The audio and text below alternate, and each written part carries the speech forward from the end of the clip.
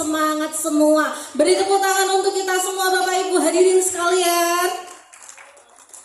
Kembali lagi kita lanjutkan acara sesi kedua, bincang tentang ekonomi dan juga UMKM. Tentunya masih di acara Lumajang Economic Forum UMKM untuk naik kelas. Baik, untuk sesi kedua kali ini pematerinya tidak kalah luar biasa dengan sesi yang pertama. Kita panggil yang pertama Ketua Umum Himpunan Harapan Mitra Pengusaha, ada Bapak Rian Afandi. Selanjutnya perwakilan Himpunan Kerukunan Tani Indonesia, Bapak Arif Hermawan. Selanjutnya Persatuan Wartawan Indonesia atau yang mewakili boleh naik ke atas. Berikutnya ada praktisi marketing digital, ada Bapak Muzamil. Dan berikutnya ada juga dari Kementerian Agama Kabupaten Lumajang, Ibu Hayatul Nufusi. Beri tepuk tangan yang meriah untuk para pemateri yang sangat luar biasa pada sesi yang kedua di sore hari ini.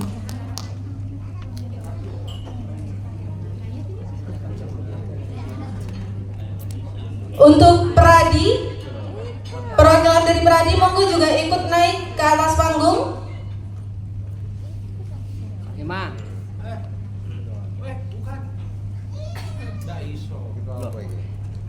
Ketua Terowas.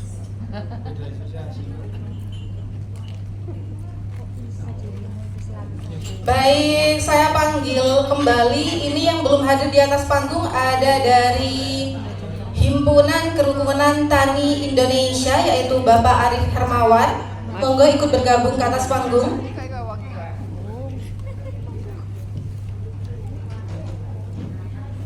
Pengusaha sukses maju depan. Saya masuk depan.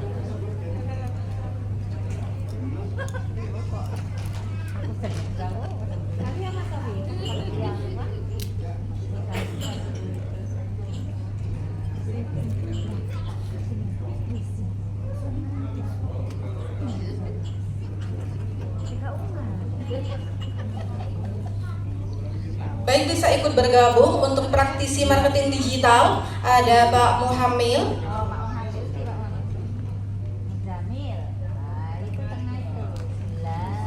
Baik, beri aplaus yang meriah untuk pemateri kita yang sangat luar biasa pada sore hari ini, yang tentunya tidak kalah istimewa dengan yang sesi pertama tadi.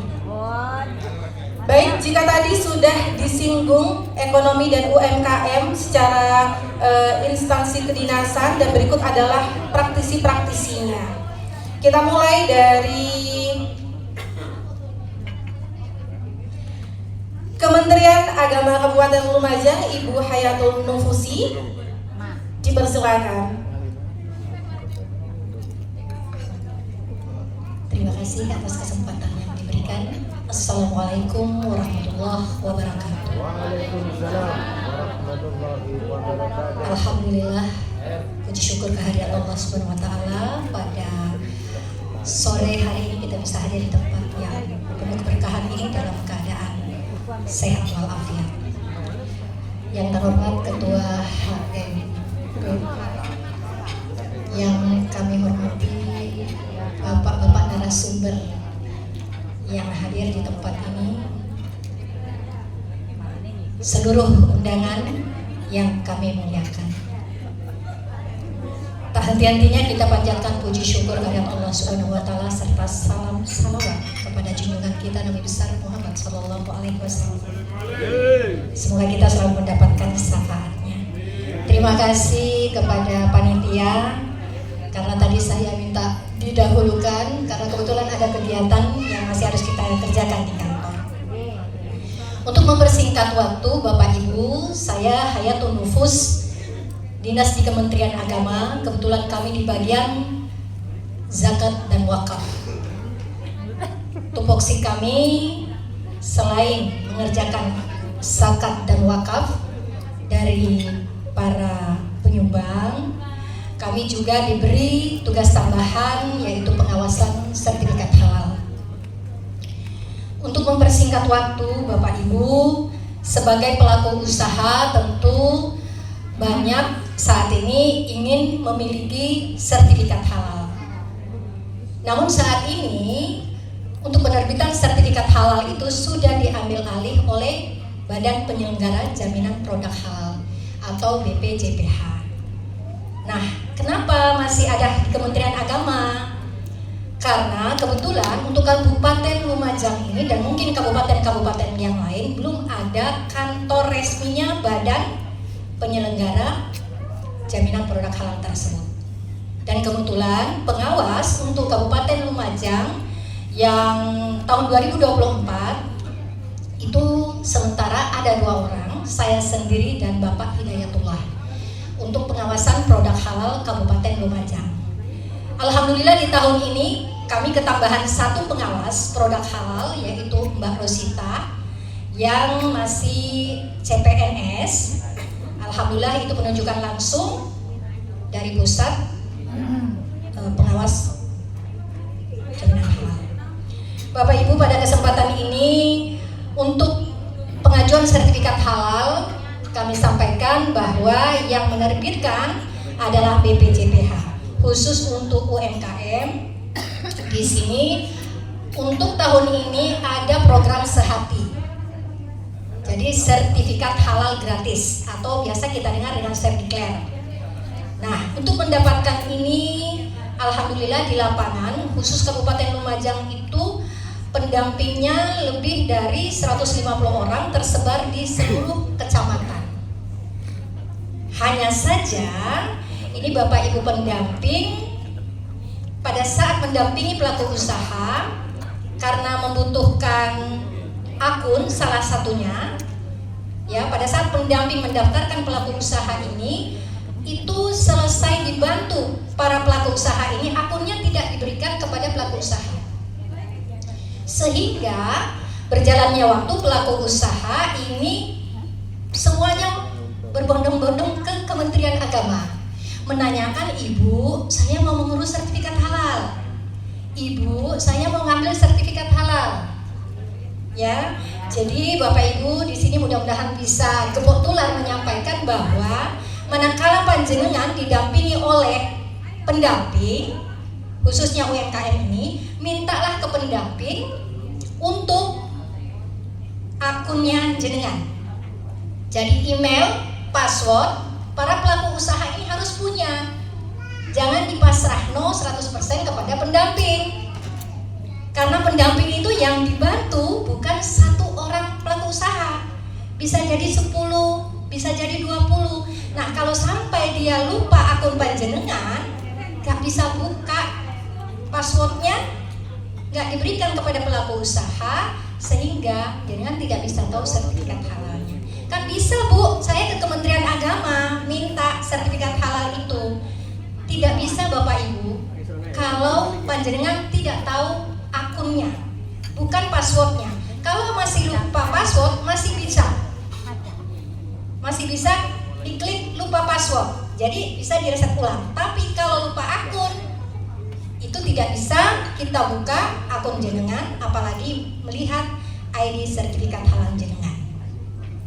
Jadi Bapak Ibu, pada kesempatan yang berbahagia ini saya selaku salah satu pengawas yang ada di Kabupaten Lumajang ini, terima kasih kami diundang dan bisa menyampaikan ini. Diharapkan karena selama ini kami bekerja sama dengan perdagangan, kemudian pariwisata untuk proses pensertifikatan halal. Bagi pelaku yang reguler atau berbayar, tadi sempat disinggung pemateri awal, bahkan ada yang berbayar, minimal berapa, maksimal berapa, minimal 4 juta. Kemana dibayarkan? Itu secara online, itu kita daftarkan. Jadi tidak ada uangnya itu nyangkut di Kemenang, Bapak Ibu.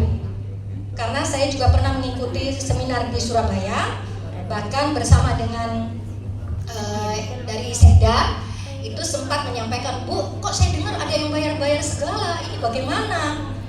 Ngapunten sengkata, Kalau self declare itu gratis, tidak berbayar sama sekali, sampai jenengan urus NIB ke mall itu tidak ada biaya. Tapi kalau reguler yang seperti tadi modal di atas 50 juta itu tentu ada audit. Nah, tugas saya salah satunya adalah mendampingi audit untuk turun ke pelaku usaha yang nominal modalnya lebih dari 50 juta. Jadi barangkali ini mudah-mudahan bisa jadi pencerahan bagi kita semuanya. Selanjutnya untuk saat ini Bapak Ibu bisa disampaikan ke seluruh sahabat-sahabat pelaku usaha, manakala masih ada yang belum memiliki sertifikat halal, Jawa Timur masih ada kuota 41.000 self declare. Ya, tolong dimanfaatkan kesempatan yang indah ini sebelum 2026. Karena ini seluruh Jawa Timur. Manakala Lumajang Bu, masih ada 1.000, monggo sesegera mungkin. Kemana harus mengurus? Dengan harus pertama memiliki NIB, kedua segera berkoordinasi dengan pendamping. Di mana kami bisa mendapatkan pendampingan? Di setiap kecamatan ada pendampingan. Dari KUA ada, mungkin dari perangkat desa juga ada. Jadi monggo, tidak semua harus berbondong-bondong ke Kemenang. Itu barangkali itu yang bisa kami sampaikan. Kemudian sedikit tentang logo halal, Bapak Ibu. Kalau teman-teman PU ini masih menggunakan logo halal dari Majelis Ulama Indonesia, kami harapkan untuk percetakan selanjutnya, untuk packagingnya itu sudah menggunakan logo sertifikat halal dari BPJBH yang berbentuk lucu. Dan kepada pelaku usaha, kalau menyematkan logo daripada logo halal, wajib mencantumkan 17 digit nomor di bawahnya. Karena ini selama ini ngapunten, saya biasa keliling ke pelaku usaha, bahkan sudah nampak besar, terpampang lebar dia punya logo halal, tapi tidak ada 17 digit di bawah logo halal tersebut. Dan ngapunten, saya juga pernah mencoba masuk ke salah satu pelaku usaha. Maaf, mereka pandangannya masih miring, Pak. Iki kate jaluk duit opo yo? Kok golek-golek nyari-nyari kesalahan? Bukan. Kami di sini membantu Anda untuk mari segera diurus. Jadi tidak ada kata kalau Anda reguler memang wajib berbayar, tapi kalau Anda self declare, bismillah, mari semua perangkat yang bergabung di kepengurusan untuk pengajuan sertifikat halal kita bantu. Itu barangkali yang bisa Bapak Ibu saya sampaikan. Saya mungkin kalau ada yang mau bertanya 1-2 barangkali, nggak usah banyak Mbak, biar saya bisa kiranya itu. Terima kasih. Oke, siap. Tepuk tangan untuk Ibu Hayatul Nufusi. Tapi memang benar ya Bu, saya itu juga pernah turun ke lapangan. Ada salah satu pengusaha yang memang mencetak logo halal, tapi setelah dicek itu tidak tembus karena nomornya itu tidak tertera. Jadi mereka asal-asal menjiplak seperti itu saja. Padahal di bawah, bahkan di desa-desa itu banyak yang self declare itu tadi, pendampingan sehati itu tadi banyak. Bahkan teman-teman di sini juga ada beberapa yang jadi itu pendamping sertifikasi halal. Jadi mungkin ada di sini yang produknya belum disertifikasi halal, bisa nantinya bekerja sama dengan teman-teman yang pendamping itu tadi. Baik, untuk rekan-rekan Himpunan Harapan Mitra Pengusaha, jika ada yang ingin ditanyakan terkait pemaparan dari Ibu Hayatul Nufusi tadi, dipersilakan. Baik, bisa dibantu untuk tim panitia mikrofonnya.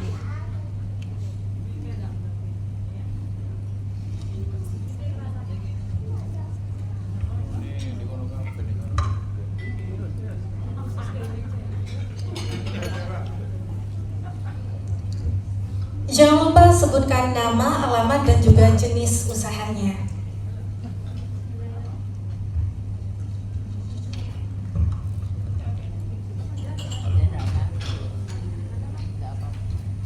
Bismillahirrahmanirrahim. Assalamualaikum warahmatullahi wabarakatuh. Nama saya Risnawati dari Pasirian. Saya selaku usaha jamu herbal. Di sini saya mau bertanya Bu. Tadi menyinggung masalah sertifikat halal untuk yang safety declare itu kan gratis Bu. Bagaimana kalau misalkan pelaku usaha ini dia cuman secara mandiri dan tidak menghasilkan per bulan itu lebih dari 10 juta, jadi di bawah 10 juta, otomatis kan itu sangat individual sekali. Sementara jenengan sampaikan tadi pelaku usaha itu yang berbayar, yang reguler itu 50 juta ke atas gitu ya Bu. Nah saya mempertanyakan bagaimana yang usahanya yang di bawah 10 juta per bulan, sementara dia ingin mensertifikatkan bakso misalkan gitu. Mungkin itu saja yang ingin saya tanyakan, mungkin ada solusi bagaimana. Assalamualaikum warahmatullahi wabarakatuh. Baik, maaf tadi dengan Mbak Lisnawati. Mbak Lisnawati. Ya. Terima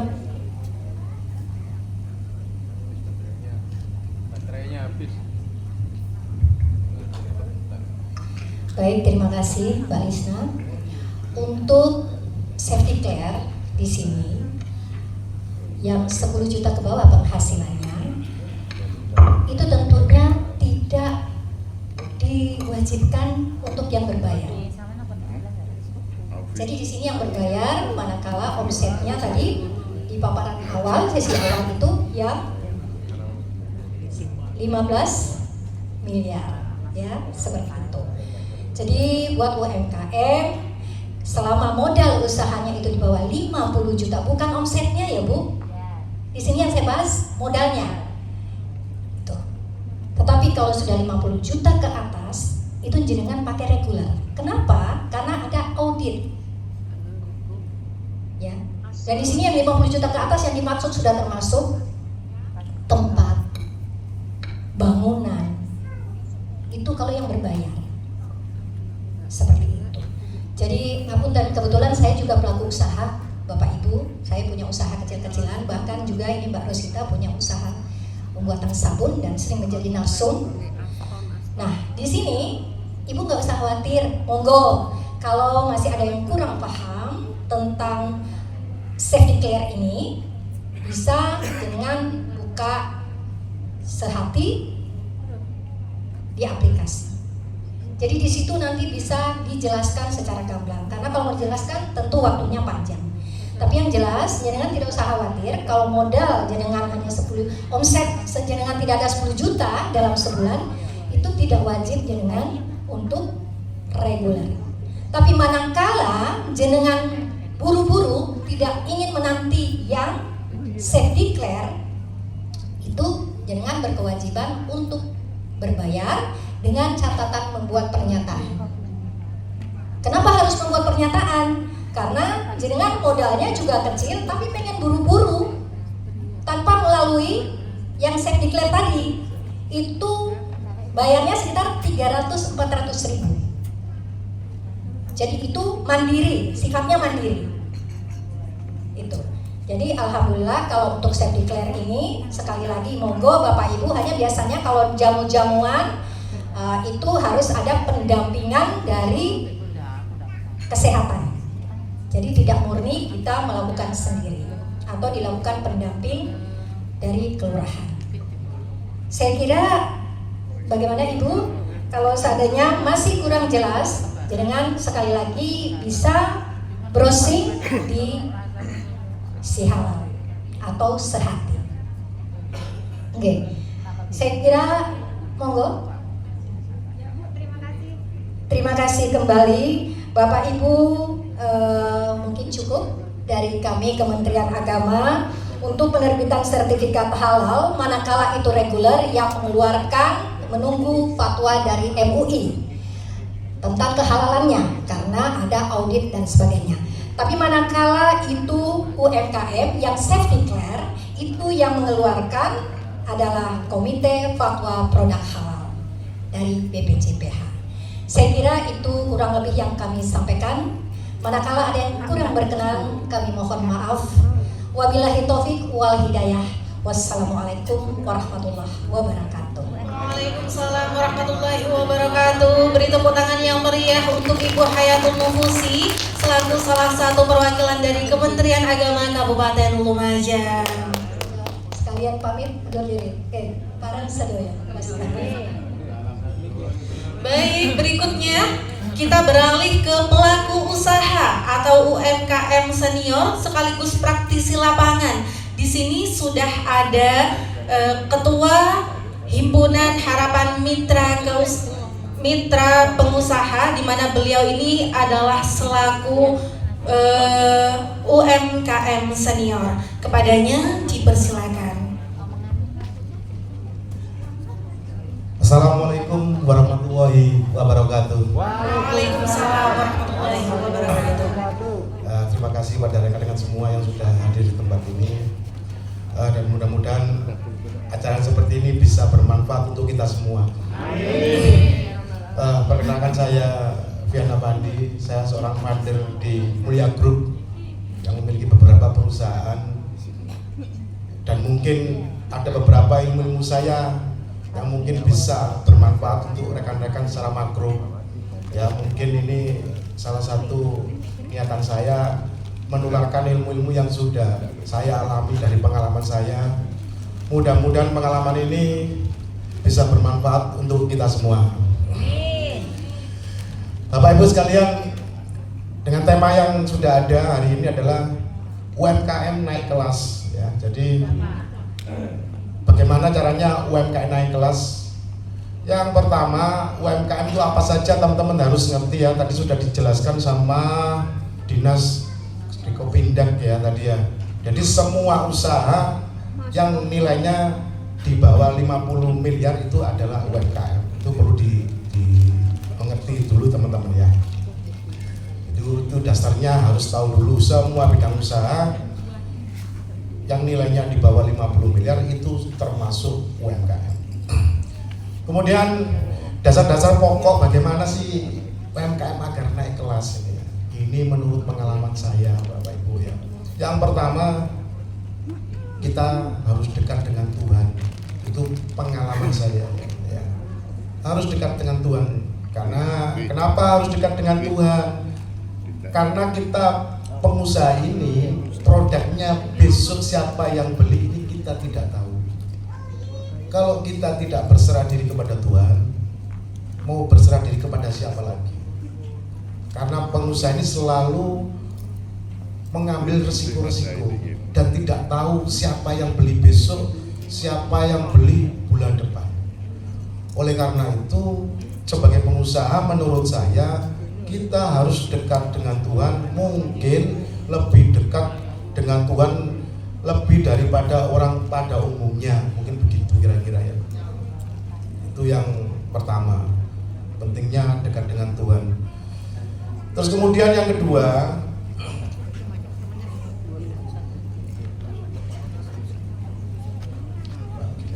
ini kenapa kita harus dekat dengan Tuhan?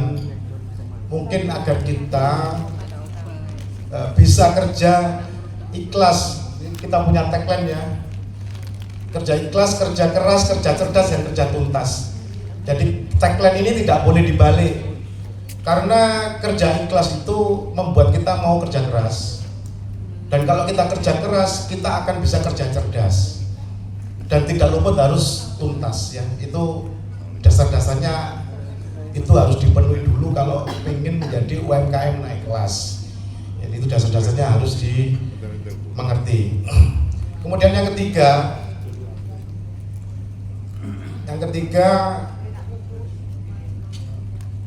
kalau jadi UMKM mulai kecil ini teman-teman harus menahan kesenangan terlebih dahulu. Jangan konsumtif ya. Menahan kesenangan, ditahan dulu kesenangannya agar usahanya cepat naik kelas. Modal kecil dulu, pelan-pelan, dengan menahan kesenangan, insya Allah kita akan segera cepat naik kelas. Ya, gitu kira-kira. Yang kelima, teman-teman usaha kecil, cara berusaha dimulai merencanakan kegiatannya. punya planning lah, kalau orang bilang tuh minimal punya gambaran di kepala kita mau apa 1 minggu, kita mau apa 1 bulan, kita mau ingin apa 1 tahun, dan kita mau ingin apa 5 tahun. Kira-kira itu ditaruh di kepala kita agar kita mempunyai mindset ya, punya target-target yang apa yang kita inginkan. Jadi itu salah satu modal dasar kita agar kita bisa naik kelas.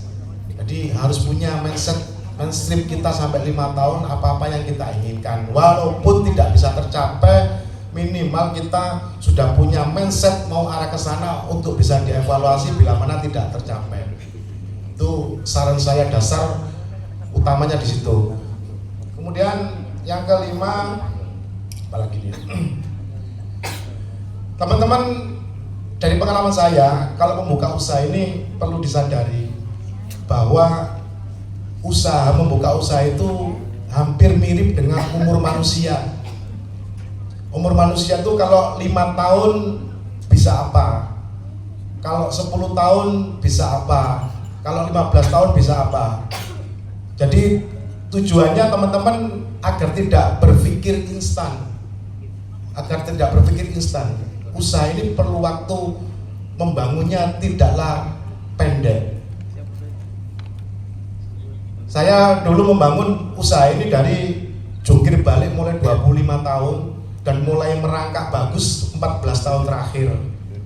Waktunya sangat lama, 25 tahun. Dari mulai nol, dari mulai susah, kemudian karyawan 2, naik sampai karyawan 200 sampai 300. Nah ini menurut pengalaman saya begitu. Jadi usaha itu hampir mirip umur manusia. Di saat umur 5 tahun usaha kita, mungkin kita baru bisa ngomong, baru bisa jalan, dan lain sebagainya. Mungkin usaha analoginya seperti itu. Itu ya kira-kira ya. Terus kemudian yang ke-6, konsep penting. Bapak Ibu sekalian tidak boleh merasa tidak bisa kalau jadi pengusaha. Jadi mentalnya harus factor, harus bisa, karena di dunia ini tidak ada persoalan yang tidak bisa diselesaikan. Kira-kira begitu, benar nggak Pak ya? Ya, jadi begitulah. Jadi konsepnya jangan pernah lemah. Kalau jadi pengusaha harus benar-benar factor bahwa ini akan bisa. Apalagi di era digital hari ini ya, di era digital hari ini begitu informasi begitu banyak, mudah diakses. Jadi harus punya semangat yang kuat untuk bisa naik kelas. Itu yang ke-6. Kemudian yang ke-7,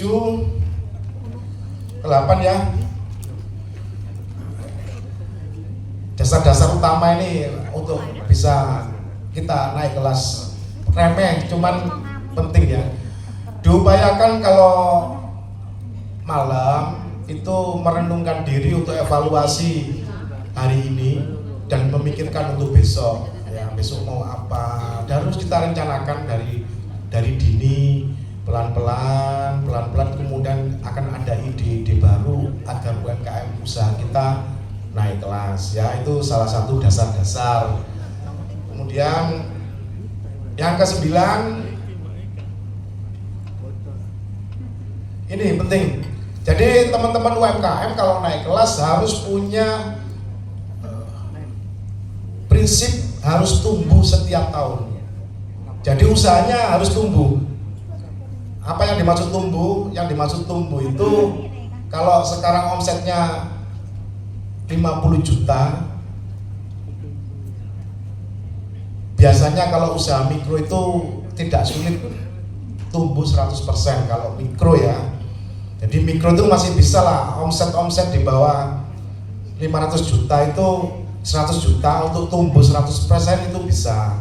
Jadi punya mindset usaha saya harus tumbuh. Bagaimana usaha kita harus tumbuh? Mungkin usaha kalau sudah besar, sudah mulai omset di bawah, di atas 1 miliar, biasanya tumbuhnya itu nggak jauh dari 20%. Kalau omsetnya sudah 10 miliar, biasanya tumbuhnya itu nggak jauh dari 10%. Jadi memang kalau semakin besar pertumbuhan usahanya semakin sulit. Biasanya begitu, ini pengalaman saya begitu. Jadi kalau mikro kecil itu cepat tumbuh 100%, omset 50 juta bisa tahun depan bisa menjadi 100, kayaknya tidak sulit kalau kita mau kerja keras. Ya, ke-10, bagaimana caranya naik kelas ini? Ini dari hasil analisa saya, pengalaman-pengalaman saya dalam membuka usaha, bahwa rata-rata pengusaha itu kalau dikerjakan satu orang itu maksimal omsetnya 100 juta. Coba nanti dipikirkan bener enggak ini ya. Kalau yang kerja 2 orang, omsetnya maksimal 200 juta. Plus minus ya rata-rata ya. Kalau karyawannya 5 orang, omsetnya 500 juta. Coba nanti direnungkan apakah benar ya, apakah benar begitu. Artinya apa? Ternyata jumlah omset itu berbanding lurus dengan jumlah sumber daya manusia. Kalau di perusahaan saya, kalau mau ingin tumbuh, apa yang saya lakukan?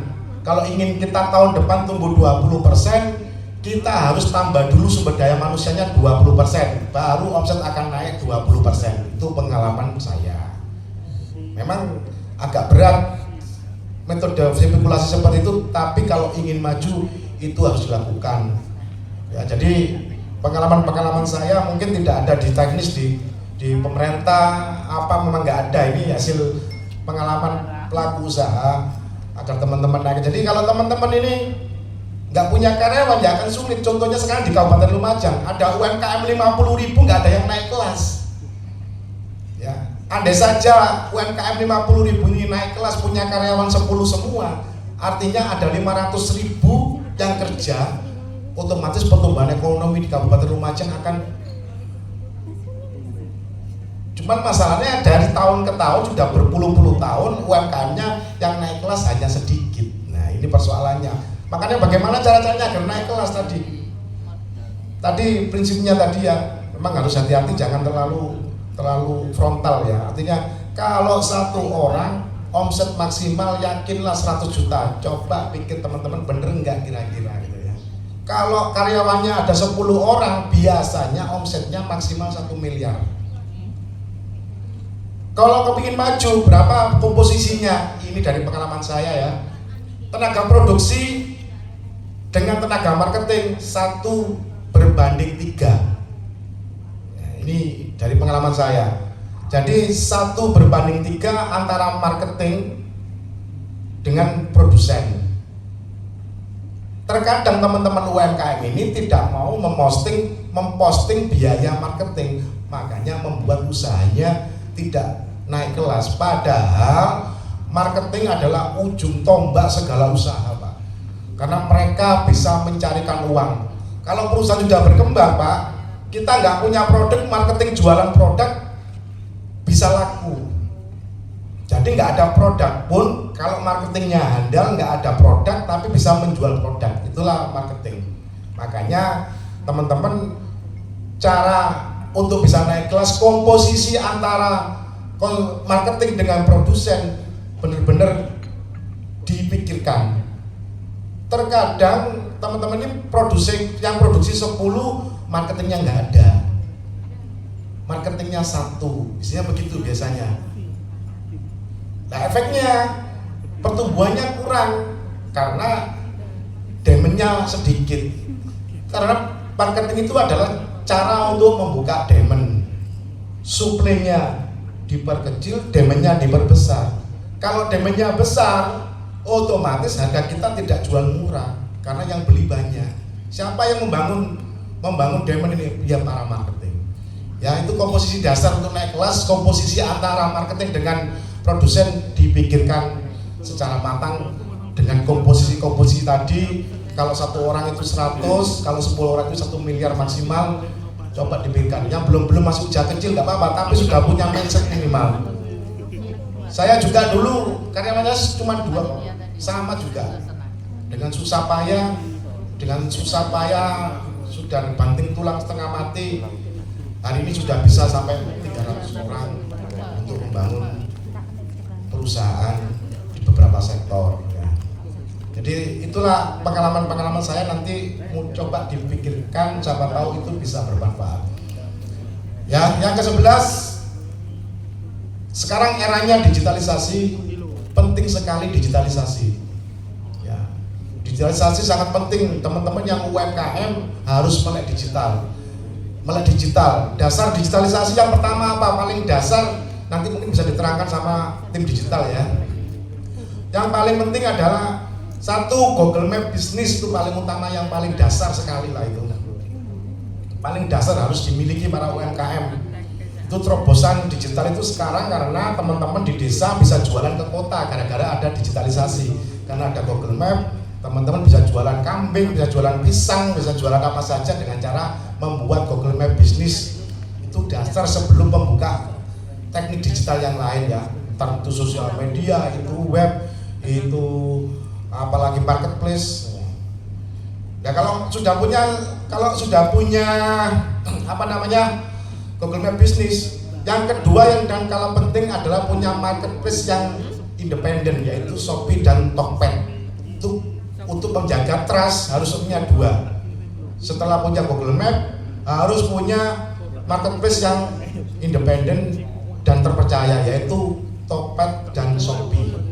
Karena mereka lah yang bisa dipercaya kalau barang tidak laku uang kembali. Itu kan salah satunya cuma Tokped dan marketplace ya. Kalau yang muda-muda mungkin ngerti, yang tua-tua mungkin biar belajar nanti ya. Itu ya. Itu yang ke-11 ya. Jadi beberapa teknik-teknik itu, pengalaman-pengalaman itu mungkin teman-teman bisa pikirkan, rencanakan bagaimana sih bisa naik kelas.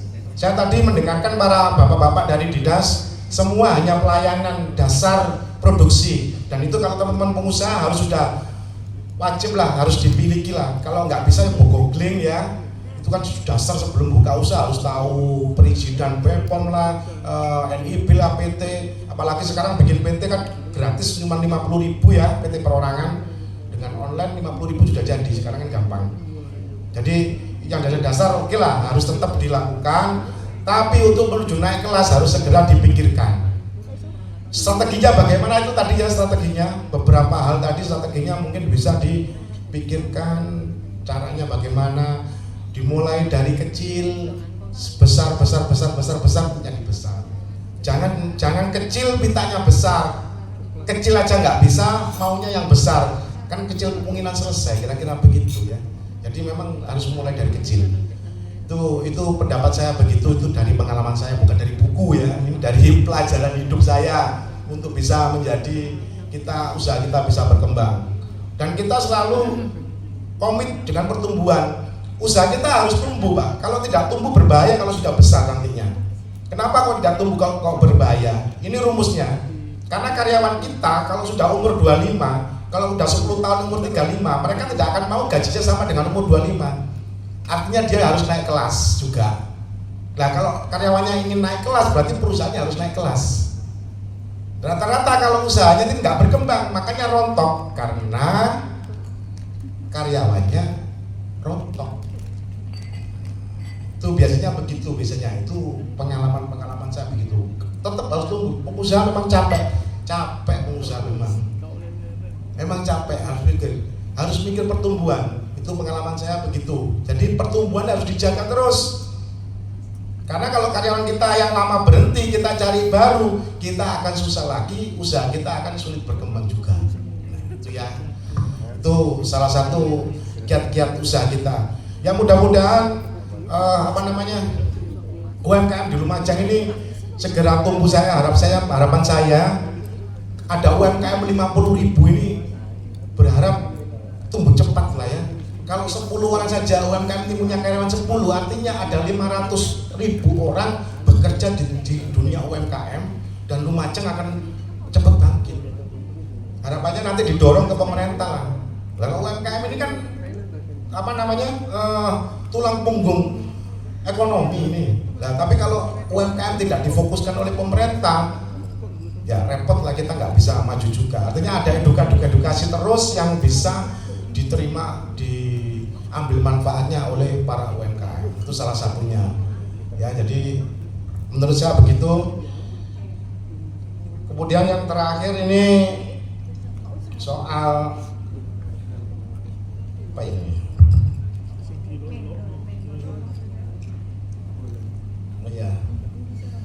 teman-teman ini ya, membidik pasar di era digital hari ini, membidik pasar jangan terpaku pada pasar lokal saja, karena eranya sudah digital. Digitalisasi ini membuat kita bisa membidik pasar tingkat nasional, domestik dan nasional bisa kita bidik dengan mudah karena adanya digitalisasi. Jadi jangan terpaku berpikir pasar lokal saja di Lumajang saja, di Kecamatan Lumajang saja, sayang beneran. Karena sekarang hari ini mudah. Jadi mudah sekali. Saya punya titik Google Map hampir 1000 di seluruh Indonesia, usaha saya. Jadi saya punya ambil titik Google Map di seluruh Indonesia 1000 titik Google Map. Kalau ngomong marketplace di media di googling, satu halaman punya saya sendiri. Dan itulah membuat kita bisa tumbuh. Tapi perlu waktu. Ya. Jadi bidik pasar nasional sangatlah penting hari ini. Enak yang di desa-desa. Kenapa di desa-desa enak? Upah tidak terlalu mahal. Kalau di Jakarta upahnya 6 juta. Kalau di Lumajang berapa UMR-nya sekarang? 24 juta lawan 6 juta. Nah, makanya di daerah ini sangat potensi peluangnya untuk bisa UMKM bisa maju. Ya, itu pengalaman saya. Jadi teman-teman, kalau yang usaha mikro jangan pesimis. Bidik pasar domestik dan lokal dan nasional. Itu paling penting, berpikir lebih luas lagi, produksinya lebih dimaksimalkan, diperbagus. Dan harapan saya kemarin ngomong sama Kabid Dinkop, saya berharap pemerintah juga bisa memfasilitasi terkait solusi pemasaran produknya UMKM. Di dinas saya usul agar dibuatkan tim strategi pemasaran lokal, domestik, nasional dan internasional. Saya kemarin usul begitu, siapa tahu bisa disampaikan ke Bupati, mungkin akan menjadi solusi pemasaran rekan-rekan UMKM. Ya, cukup sekian dari saya. Nanti kalau ada yang perlu dipertanyakan boleh dipertanyakan. Ya, oke. Assalamualaikum warahmatullahi wabarakatuh. Waalaikumsalam warahmatullahi wabarakatuh. Penyampaian yang sangat luar biasa dari pelaku UMKM senior atau selaku praktisi lapangan pengusaha sukses yang sudah berskala nasional. Untuk rekan-rekan, mungkin ada yang mau bertanya, dipersilakan. Baik, jangan lupa sebutkan nama, alamat, dan juga jenis usaha. Assalamualaikum warahmatullahi wabarakatuh. Nama saya Marta Nurfadilah Ibu Putri dari Kunir. Usaha saya salon kecantikan. Yang ingin saya tanyakan Bapak, seperti yang sudah dijelaskan Bapak tadi, jika ada satu orang yang bekerja, omset kita mungkin bisa mencapai 100 juta, dan apabila ditambah atau menjadi 2 orang, omset kita bisa jauh ke atas, misalkan 200 juta. Lalu bagaimana jika ada investor yang ingin bekerja sama dengan usaha kita yang masih proses merintis Bapak, dan bahkan pasar kita masih belum menentu? Apakah ada baiknya untuk diterima atau menunggu pasar kita stabil? Seperti itu. Terima kasih. Wassalamualaikum warahmatullahi wabarakatuh. Waalaikumsalam warahmatullahi wabarakatuh. Jadi begini, kalau saran saya ya, teman-teman usaha mikro sebaiknya jangan libatkan investor karena akan lebih mahal daripada perbankan. Itu menurut saya. Kalau sudah besar mungkin sampai IPO baru cari investor, itu akan lebih beruntung, itu menurut saya. Jadi kalau kecil biarkan besar, kalau sudah besar harganya kan lebih mahal atau lebih murah kira-kira usahanya?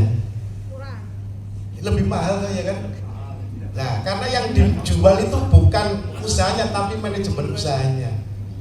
Jadi makanya kalau teman-teman yang baru usaha kecil jangan pernah berpikir mencari investor, itu menurut saya ya.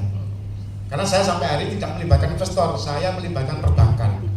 Dan menurut saya lebih murah perbankan daripada investor. Nah, itu jadi saran saya kalau teman-teman usaha mikro jalankan saja pertumbuhan sesuai pertumbuhan. Karena kalau kita ini terlalu ingin cepat besar, Pak, misalkan hari ini suatu produsen ini bisa produksi 100, kemudian ada orderan 1000, apakah mampu kita? Ya, artinya kalau ingin mampu harus terus bertahap. Karena dalam usaha ini yang paling sulit adalah memanajemen sumber daya manusia. Itu dari pengalaman saya itu Pak, sulit banget. Manajemen sumber daya manusia tuh PR kita menjadi pengusaha, karena paling sulit adalah manajemen sumber daya manusia. Misalkan salon, coba pengen tahu salon ada ganti lagi, begitu nggak kira-kira? Itulah PR kita. Tapi nggak apa-apa, lakukan saja terus, lakukan saja. Tempat saya juga begitu, ganti terus. Itu memang liku-likunya jadi pengusaha seperti itu. Yang paling sulit memang SDM. Paling sulit itu sudah di dunia saya usaha itu selama ini yang paling sulit SDM. Makanya tim SDM harus benar-benar qualified dan benar-benar jangan sembarangan asal cari gitu loh. Artinya memang benar-benar konsen untuk SDM itu penting. Kemudian pengusahanya harus pinter, artinya bisa mendidik SDM itu. Jadi pengusaha ini penting. Pengusahanya penting untuk agar pinter bisa mendidik SDM-nya. Itu ya kira-kira dari saya. Oke. Mungkin apalagi ada lagi nggak kira-kira? Oke. Baik, untuk panitia mikrofonnya.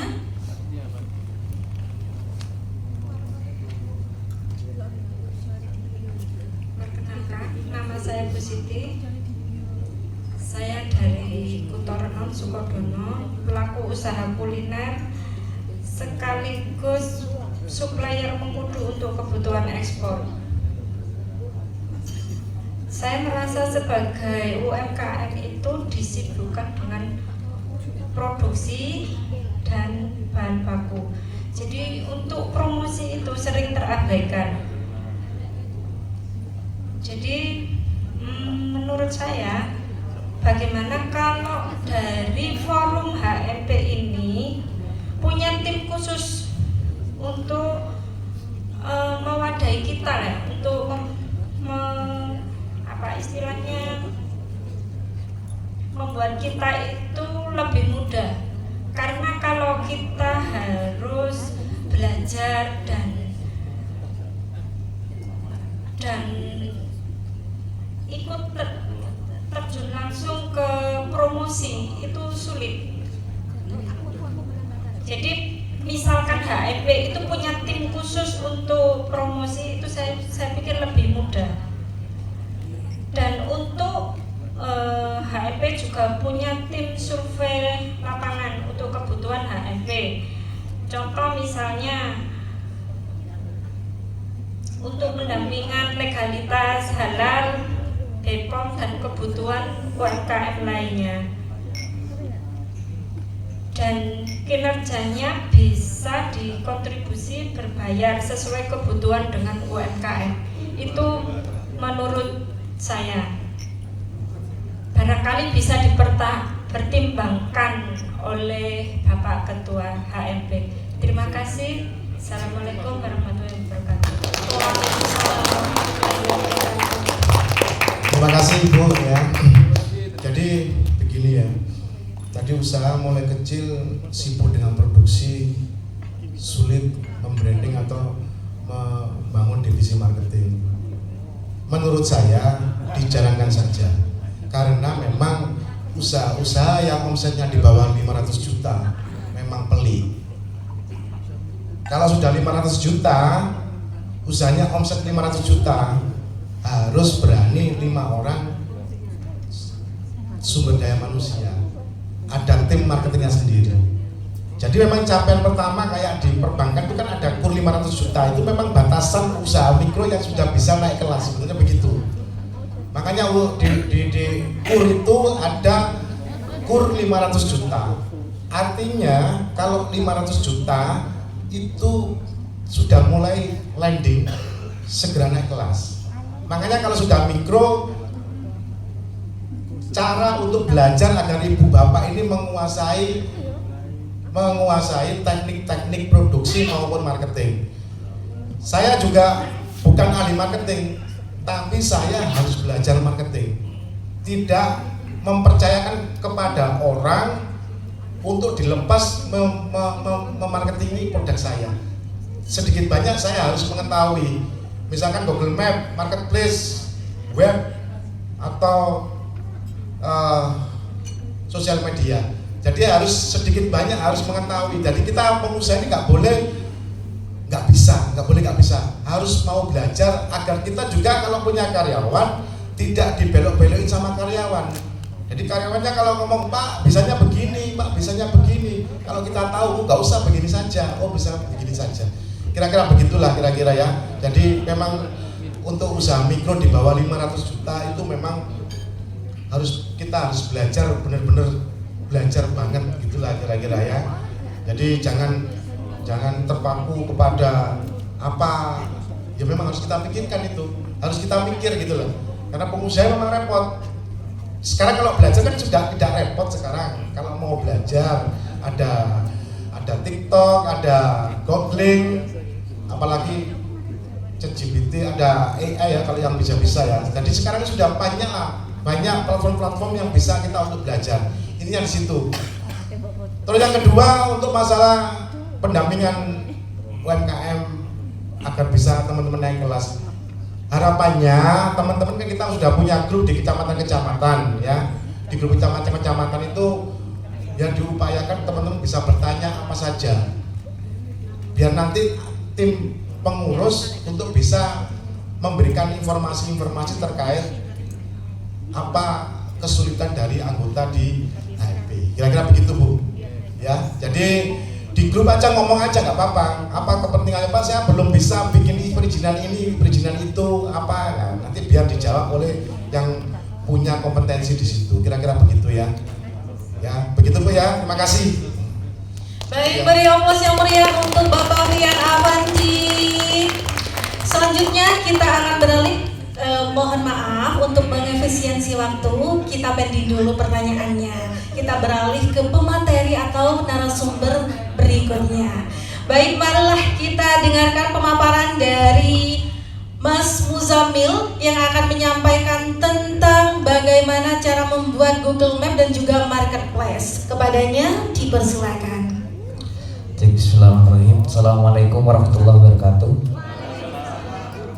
Sebenarnya saya harap dulu ya, alat bukan buat Google Maps sama Marketplace karena itu kelasnya sudah lewat ya. Dulu pernah kita buat kelas di Alka, kita sudah punya buat akun, kemudian kita juga sudah buat Marketplace. Yang sekarang itu kita lebih spesifik bahas berkaitan dengan branding suatu produknya rekan-rekan semua. Nah, yang perlu kita garis bawahi pembahasan kita kali ini itu melihat dari beberapa pertanyaan-pertanyaan teman-teman barusan. Ini kan yang jadi peseminar atau yang pengisi materi rata-rata kan dari dinas. Dari dinas banyak yang dikeluh kesahkan ya, termasuk perizinan dan lain sebagainya. Nah, itu menurut saya itu hal yang mungkin akan dibahas setelah selesai daripada kita digital marketing. Maksudnya begini. Kenapa kok itu menjadi tidak penting hari ini? Saya bukan tidak penting untuk di awal ya. Tidak penting hari ini. Jika produk kita nggak laku, apakah pengurusan perizinan atau halal dan sebagainya itu menjadi omset? Nggak juga, ya kan? Nah, maksudnya apa? Sepenting itulah kita bahas soal marketing, soal branding. Makanya rekan-rekan UMKM saya dari awal tekankan bahwasannya untuk persoalan perizinan ini tadi saya katakan sama Pak Heri, untuk nanti yang menjadi pendampingan khusus dari rekan-rekan UMKM itu akan dibuatin grup. Wis itu soal keteknisan banget lah. Nanti ada grup yang memang khusus, mulai dari beberapa materi yang di atas tadi saya minta izin untuk dibuatin grup. Jadi kita punya Inforing A1 dari Kepemerintahan Kabupaten Lumajang yang nanti juga dinaungi sama admin-admin di HMP Lumajang. Dan ini juga membuka peluang teman-teman HMP atau ini udah daftar anggota semua? Belum. Yang belum ya daftar dong. Maksudnya gini. Kenapa? Nanti juga karena kita punya informasi A1 tadi, otomatis juga kita menjadi fasilitator juga. Bisa diperbantukan juga untuk pengurusan halal dan sebagainya. Cuman menurut saya itu masih belum penting. Kenapa nggak penting? Nggak pentingnya karena produk kita ini belum laku, belum menghasilkan untuk omset yang besar. Berarti yang kita bahas pertama yang paling memungkinkan adalah target digital marketingnya kita atau branding suatu produk kita. Kita punya HMP dari rekan-rekan HMP. Jadi membuat advertising namanya. Kalau advertising itu mungkin sekarang itu bisa percetakan atau pengiklanan secara banner atau pengiklanan secara di jalan ada itu baliho, tapi kita lebih advertisingnya ke pengiklanan secara digital, dan ini akan dijadikan salah satu perusahaan jasa pengiklanan di Lumajang. Nah, harapannya kayak gitu, dan prototipenya udah mulai digarap ya Mas Hanin ya. Prototip pengiklanan khusus kerjasama untuk rekan-rekan UMKM sudah mulai digarap sama Mas Hanin Dio, sudah mulai dicicil-cicil bagaimana nanti skema ini bisa bekerja dan bisa diusulkan terhadap pemerintah. Kita mulai dulu komunikasinya Pak Ketum kemarin lewat Pak Kabid dan Diskoperindak, habis itu harapannya bisa diaudensikan lewat Bupati Lumajang, dan ini menjadi salah satu percontohan nanti di Lumajang pendampingan digitalisasi UMKM di seluruh Kabupaten Lumajang. Tepuk tangan buat HMP. Nah, berarti kalau udah bahas, kita sudah melangkah ke posisi yang tengah tadi, HMP juga harus siap hari ini. Ya kan, HMP harus siap nih, terutama Lumajang harus siapnya dalam segi apa? Mempersiapkan diri. Gimana nantinya kalau misalnya itu proyek itu benar-benar di ACC? Siapa yang mau menjalankan? Tidak mungkin dari yang luar dari kota Kabupaten Lumajang. Makanya kenapa kita kolaborasi dengan rekan PMDI, kita kolaborasi dengan GMNI, kita kolaborasi dengan HMI. Kita butuh teman-teman milenial ini untuk apa? Untuk mengakselerasi percepatan program-program pendampingan digitalisasi berbasis UMKM yang tadi.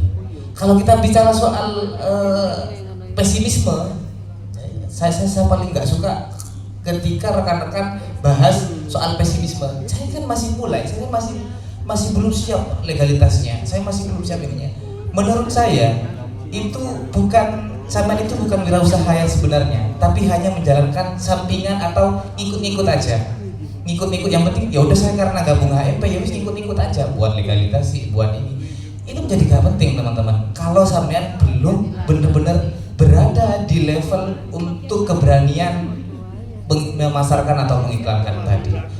Coba sama Mas Reno, coba saya tunjukkan ya salah satu yang kita kerjakan setiap hari. Jadi saya juga mengkonfirmasi yang disampaikan Pak Ketum, karena memang yang diajarkan sama beliau. Kita punya laboratorium digital yang insya Allah juga nanti menjadi pendampingan HMP di seluruh Indonesia. Mas Reno coba bisa buka di Google pencariannya.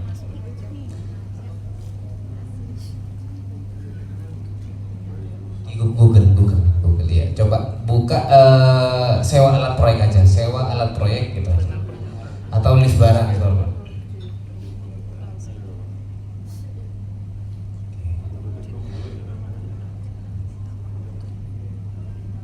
Kalau sudah masuk ke tahapan 1 di Pitch One Google ini ada tahapan satunya, ada tahapan 2 sama tahap 3.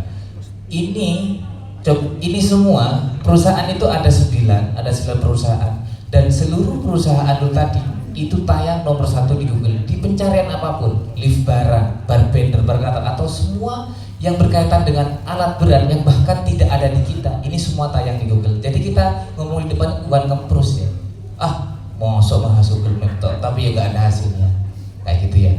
Jadi setiap pencarian, dan kita sampai masuk ke sistem search engine-nya AI. Ketika sama teman-teman coba ngeklik aja di AI manapun, saya tantang pakai AI manapun, entah ChatGPT, entah OpenAI, coba sama klik sewa alat proyek, yang disarankan adalah semua perusahaannya Pak Fian. Kenapa kok kayak gitu kira-kira? Bayangkan ketika ini dijalankan oleh rekan-rekan UMKM yang sekarang skala usahanya masih di awal. Kita pikirkan soal brandingnya, kita pikirkan soal marketingnya. Jadi bisa seluar biasa itu. Mas Terun coba buka AI-nya. Tak kasih contoh. Karena kedewasaan iklan itu mempengaruhi semua pencarian atau algoritma di internet. Nah, berarti gimana kalau misalnya saya masih baru Pak, harus segera dilahirkan. Promosi kalian harus segera dilahirkan dalam bentuk apapun, bisa sosial media, bisa Google Maps, bisa mungkin marketplace. Tapi yang disarankan itu pakai Google Maps. Coba sarankan saya tempat persewaan di seluruh Indonesia.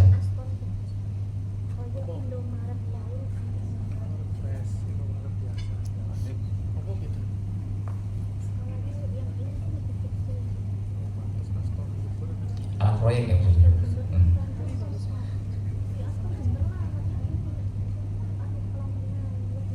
Oke. Ini kecanggihannya kalau kita sudah rajin iklan di internet. Yang disarankan adalah perusahaan-perusahaan dari Mulia Group, gak ada di luar dari Mulia Group. Nah, kenapa kok ini bisa terjadi, Bapak Ibu?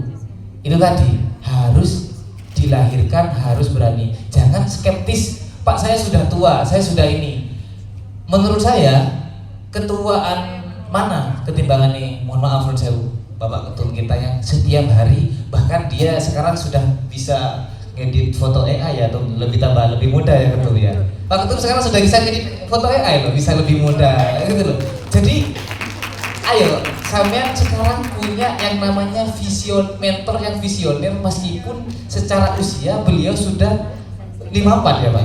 54 atau 17? Ya, 54. Ada yang seperti itu teman-teman. Nah, dan sekarang rekan-rekan sekalian yang di depan saya hari ini mengaku skeptis karena saya sudah tua. Ya wis, ini mentor kita ini udah lebih dari, ya itu tadi usianya udah lebih dari yang tidak umum. Tapi beliau setiap hari ngulek-ngulek AI, ngulek-ngulek yang namanya TikTok itu tadi. Nah, berarti tidak ada keterlambatan. Bahkan ketika saya ketik HMP di pencarian TikTok, di pencarian yang keluar pertama itu fotonya Pak Fian Afandi, akunnya Pak Fian Afandi. Kenapa kok demikian? Ayo, kira-kira kenapa kok demikian? Karena sering konsistensinya kita membuat konten, kita membuat iklan, kita membuat marketing, maka mesin pencarian akan mencatat pencarian itu tadi sebagai algoritmanya. Ketika ngomong HMP di IG, siapa yang keluar? Pak Fian mana? Padahal Pak Fian sudah seusia ini. Kita bahkan tim IT digital nggak pernah nyentuh akunnya Pak Fian, hampir nggak pernah nyentuh. Tapi Pak Fian setiap malam membuat itu, setiap malam rajin, bahkan ketika foto WA itu bisa jadi konten sama beliau. Lah, dan generasi muda hari ini memang penuh dengan rasa pesimisme, dan itu yang harus dihilangkan. Kalau saya mungkin ikut orang Jenggrong atau orang Lumajang yang hari ini mungkin saya masih ngarit gitu di sawah jam segini belum pulang, tapi saya harus keluar dari zona itu, saya harus keluar dari yang namanya keterbatasan informasi itu untuk menjadi apa? Untuk membuka seluas-luasnya ilmu pengetahuan tentang sudah seperti ini sekarang kayak gitu. Nah, saya rasa itu ya salah satu, jangan nggak ada yang terlambat Bapak Ibu sekalian. Terkait dinas nanti kita rapatkan lagi dengan Bapak Heri untuk pendampingan kita, dan juga keteknisan juga nanti sudah diusulkan ke Bupati, mudah-mudahan di ACC. Oke, sekian, terima kasih. Assalamualaikum warahmatullahi wabarakatuh. Waalaikumsalam warahmatullahi wabarakatuh. Beri tepuk tangan yang meriah untuk Mas Muzamil selaku praktisi digital marketing. Dan benar apa yang dikatakan oleh Mas Muzamil tadi, tidak ada kata terlambat untuk belajar. Bahkan dalam kutikan Benjamin Franklin pernah berkata, barang siapa yang berhenti berkembang maka ia akan ditinggalkan oleh perkembangan zaman. Nah, untuk rekan-rekan HMP, saya untuk question kali ini saya batasi 1 pertanyaan saja. Silakan bagi yang ingin bertanya. Baik, yang bagian belakang panitia, mikrofonnya silakan diberikan. Jangan lupa sebutkan nama, alamat, dan juga jenis usaha. Terima kasih.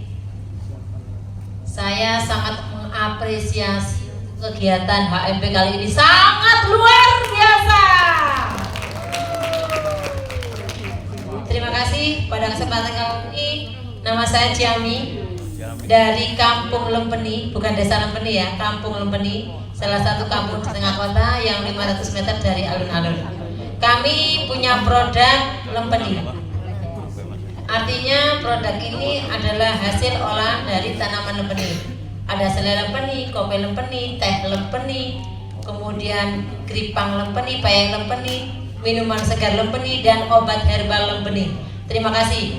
Untuk program ini saya menanyakan bahwa produk saya sudah menambah kemana-mana dan memang terus untuk maju.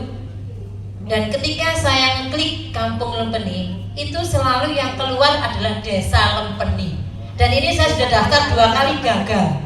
Jadi mohon untuk solusinya sehingga kami bisa lebih memajukan produk kami. Dan ketika yang lain ngeklik Kampung Lempeni, selalu tertuju pada Kampung Lempeni dengan varian produk kami. Terima kasih.